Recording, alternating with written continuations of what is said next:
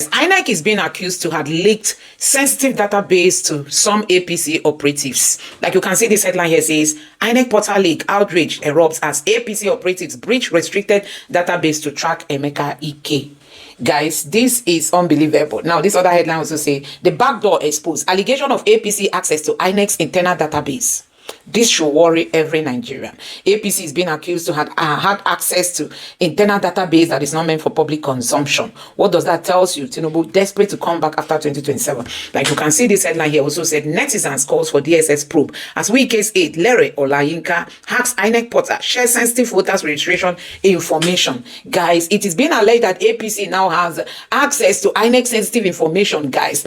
And you can see that Nigerians are reacting badly as to how did we even get to this point. Now, let me read some of the section of these articles. It says, Abuja, a massive national security and data privacy scandal has hit the Independent National Electoral Commission, INEC, after a ruling party operative leaked sensitive password-protected voter data from Commission's restricted administrative back-end.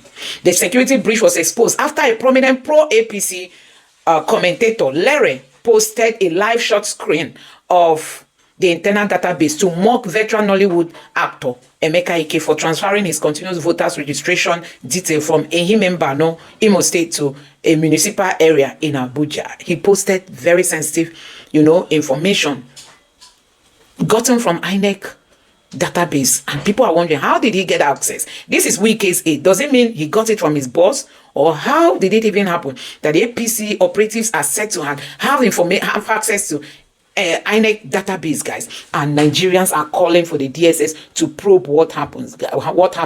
Guys, this is why many Nigerians do not trust the INEC chairman at the moment. I mean, many people believe that this man is a sold out. He is going to work for the APC, and that is just it, guys. Let me know what you think about this. I'm going to allow you to take a look at the video, that has been trending, and also some reactions coming from Nigerians as regards to this headline of them trying to, gain access to sensitive information that is not meant for public consumption.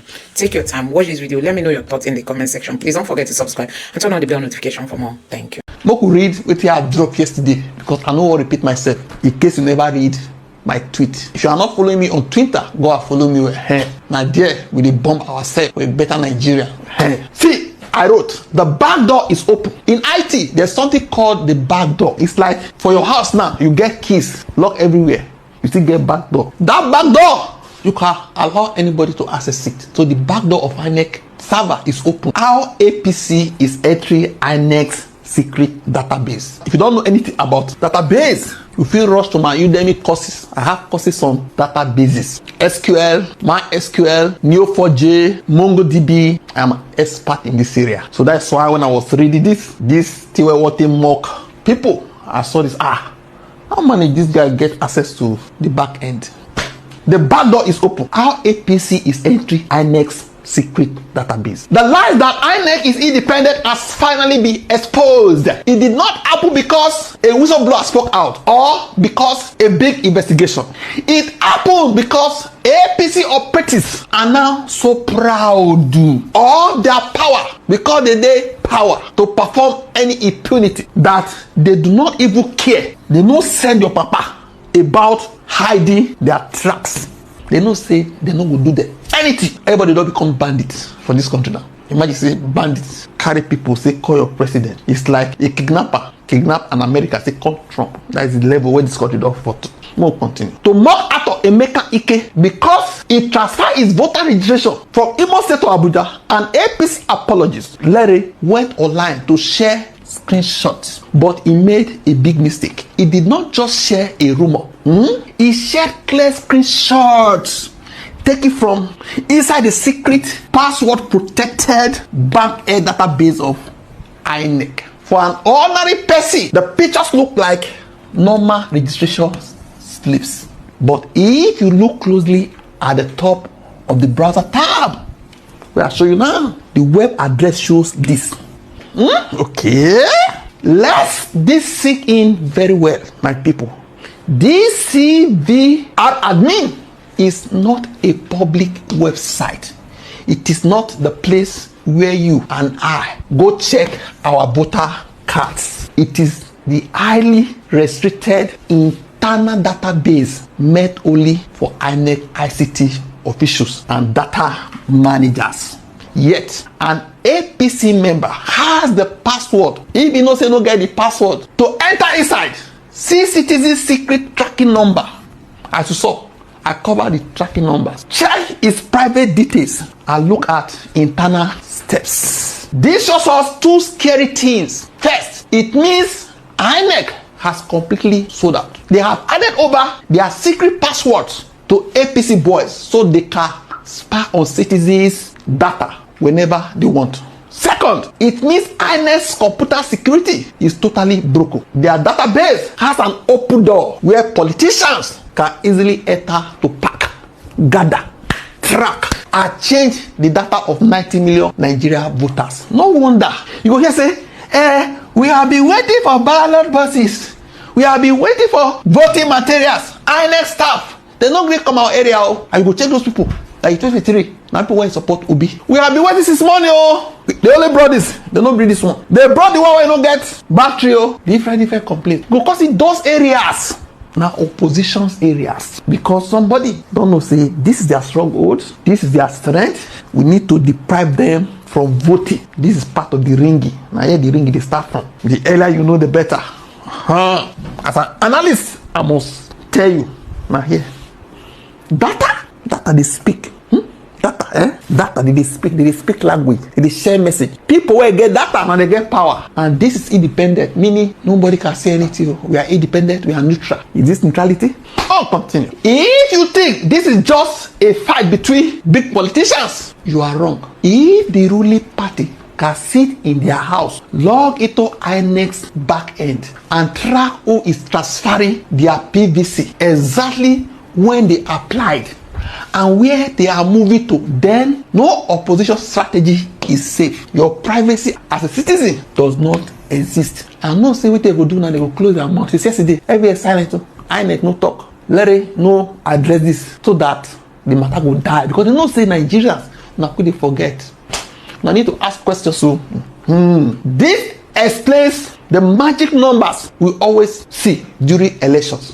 When a political party has access to the computer back end, they can trace where the voters are moving to, where their opponents get power.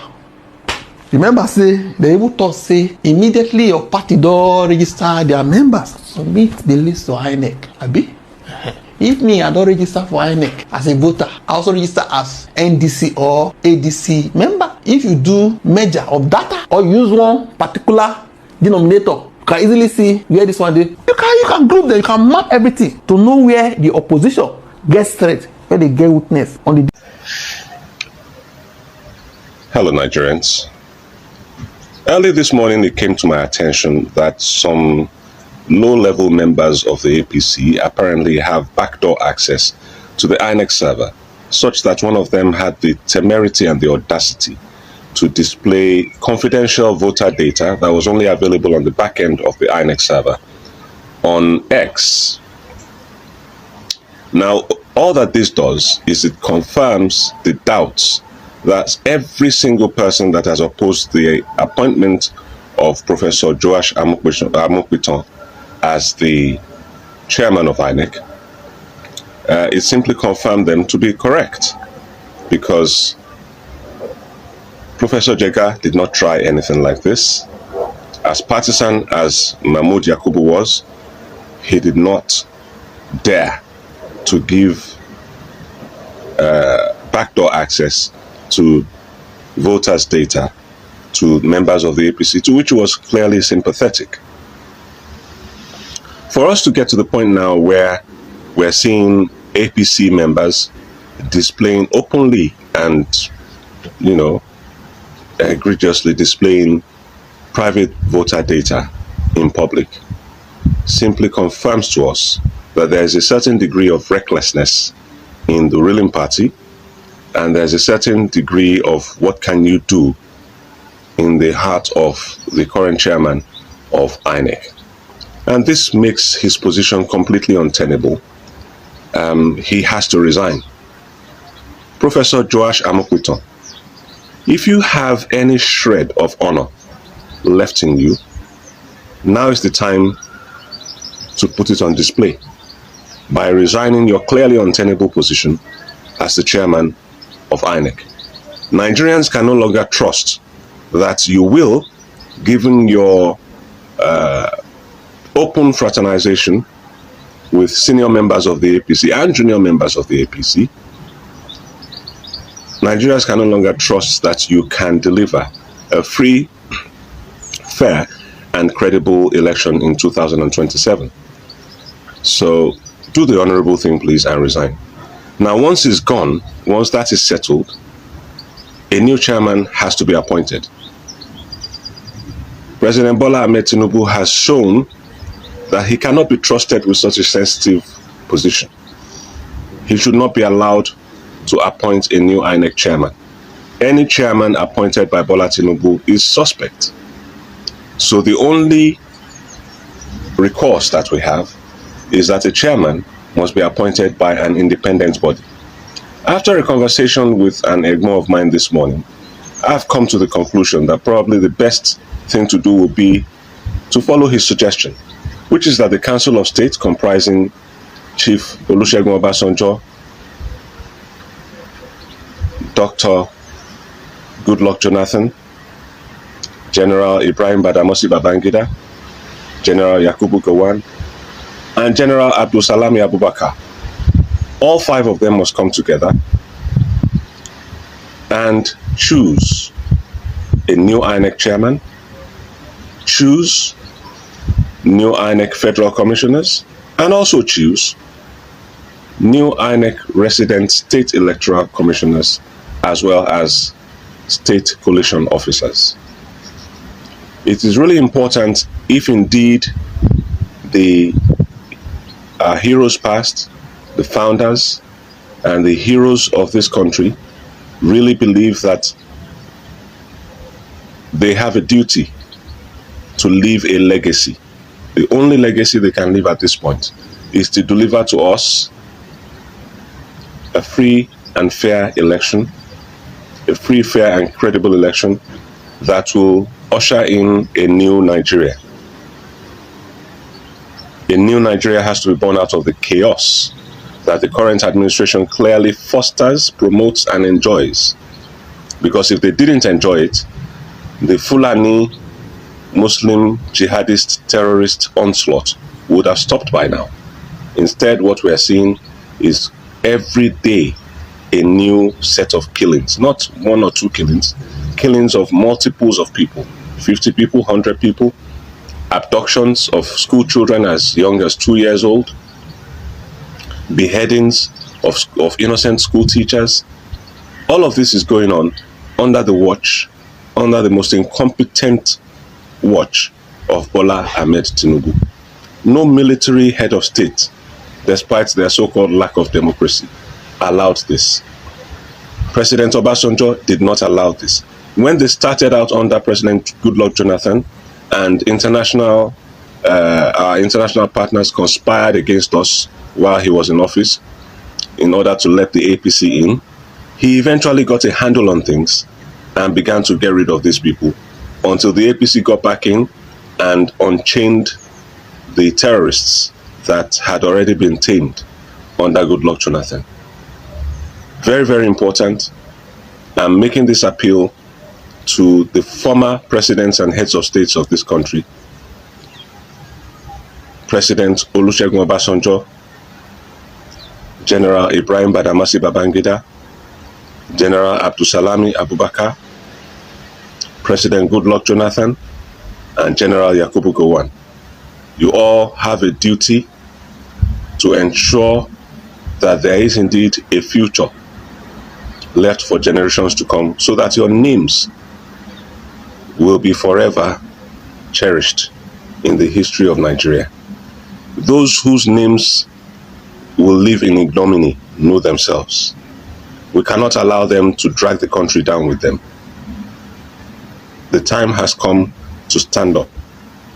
Once again, you have stood up before in the past, and you have done well, each of you in your own ways, but it is time to come out and do it again. Thank you. But if you have the interest of your country at heart, I encourage you to watch this video to the very end. Tinubu, it's still ringing in my ear. In the name of Allah, Hajia, in the name of Allah, accept this appointment. I said, sir, I will not accept the appointment until you tell me what you have for us up north. He invited me to London. I went to London. I sat with him for 2 hours. Most of the time he was sleeping. I asked him what he had for us up north because we have extremely serious security problems. He told me that he didn't have anything. I said, sir, you mean that you want to be president and you don't even have a blueprint? He said he doesn't have a blueprint. He doesn't have a blueprint according to him because if I have a blueprint, I'm quoting him now, then I might be killed and because I'll be stepping on too many toes. I said, sir, in that position that you are looking for, you don't think of death. You don't think of assassination. Anyway, that is gone. But I've been vindicated yesterday. Nigerians should be focused. We have a very, very serious problem. Nigeria is at the brink, especially as it concerns security. You must have an enabling environment in order to do anything. So you cannot take someone that is virtually senile and another person that has been associated on several occasions with funding terrorism. That is Kashim Shettima. Kashim Shettima, we should not forget, Kabiru Sokoto. Kabiru Sokoto was one of the most wanted terrorists, and he was found and arrested in his house. Let us understand and let us not forget, this terrorism, this banditry, this carnage is not just happening by mistake. It's a multi-billion-dollar industry. A multi-billion-dollar industry because it takes a lot of money on defense budget. It has a lot to do with the sale of drugs. It has a lot to do with mining and illegal bunkering and illegal and illicit mining. And look at the areas that are generally affected by this. Take the Northeast, for instance. In the Northeast, you have the blue diamond. That is a strategic mineral. You have oil at the Chad Basin that is being explored right now, but illegally.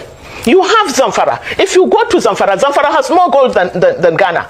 Zamfara's gold is being traded in Dubai and other parts of the country. There is a market called Nigerian gold in Dubai. Go and check. So who is doing this mining? Most times they are the governors, the people in power. They are the ones doing it in connivance. In connivance with foreign mercenaries. Can you remember? Have we forgotten when they said there is a no-fly zone in Zamfara? Why should there be a no-fly zone? There isn't even an airport in Zamfara, but aircrafts land and they take off from Zamfara. And let me tell you something else. In Zamfara, every container that comes from China ends up in Zamfara. You know why? Because in Zamfara, the soil in Zamfara has all the strategic minerals that you can think of. So when the containers come in from China, they land they end in Zamfara, and a bag of Zamfara soil is today sold at 5,000. So they need to displace the people to allow them to continue with their mining. I mean, it's multifaceted. And these are people that one has been severally accused of harboring terrorists, even recently. And why? Let us ask, why should Shettima be visiting, along with his governor, be visiting and making a solidarity with a police officer that was being tried for drug trafficking? Why? So you begin to put these things together and you begin to understand why Nigerians must retrieve their country. We can't allow this thing to happen. The woman speaking is Najahatu Muhammad. Najahatu Muhammad is one of the first female political activists from the north. Najahatu Muhammad is a former NANS comrade. Najahatu Muhammad is a member of the APC. She was in their presidential campaign council. Najahatu Muhammad is not a small fry in the Nigerian political firmament. Two things I want us to learn here. Number one, your president has no plan for you. President Bola Ahmed Tinubu has no plan for you. President Bola Ahmed Tinubu has no plan for me. President Bola Ahmed Tinubu has no plan for your children, for my children, for our children, for the children of the society. President Bola Ahmed Tinubu has no plan to fix security. Security has now moved from the northeast into the northwest to the north central. It is now in the southwest and parts of the south-south. In fact, we have another dimension of it in the southeast. our highways are infested with criminals and bandits.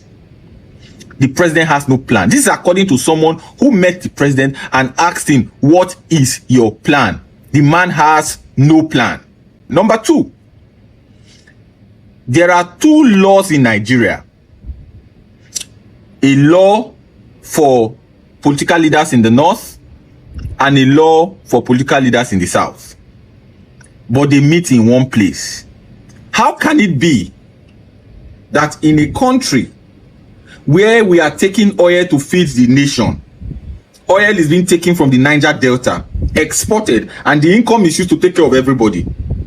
There are governors, according to this woman, who are mining in their states, taking the money, fostering insecurity without contributing that money to the national purse. I have always insisted that the wealth of Nigeria is not in the south, it is in the north.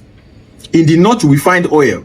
In the north, you will find gold. In the north, you will find diamond. In the north, you will find precious metal. In the north, you will find rocks. In the north, you will find everything. In the north, you will find agriculture. But for some incredible reasons, some leaders have decided to make it a hotbed of terrorism, a hotbed of insecurity, a hotbed of banditry, so that the value the north is supposed to bring to the table cannot come. We will stop it. That is why I support the OK ticket. Mr. Peter Obi has said the treasures of this country are in the north, and he's going to unleash that treasure by, first of all, fixing the security and fixing the economic problems in that part of the country, so that that part of the country can contribute to the general well-being of the country. It is in the interest of the generality of the north that we have a peaceful north that brings prosperity to the common man in the streets. We cannot have a region in the country where we have the highest number of out-of-school children in anywhere in Africa, and in fact in the world. No single region has that number of out-of-school children like we have in northern Nigeria. No single, even in Ukraine where they are fighting, they don't suffer the kind of insecurity that is being suffered in places like Zamfara, Katsina, even Kaduna. So we have to fix that.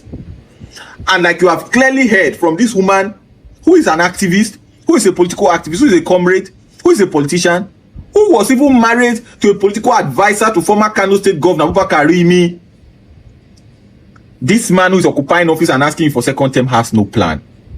So Nigerians, your destiny is in your hand. Let us work together. North and South, we must come together. Because if the money they are taking from all of those exploration in the North is used for the common man in the North, we will not have the kind of situation we have today, where bandits and terrorists have a pool, an endless pool, where they recruit from for their nefarious activities.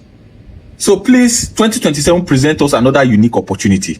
Let us all get ready and save our country. Like she said in her closing remark, let us retrieve our country from the political bandits in Aso Rock, from the political bandits in all the 36 state houses of assembly and 36 state government houses.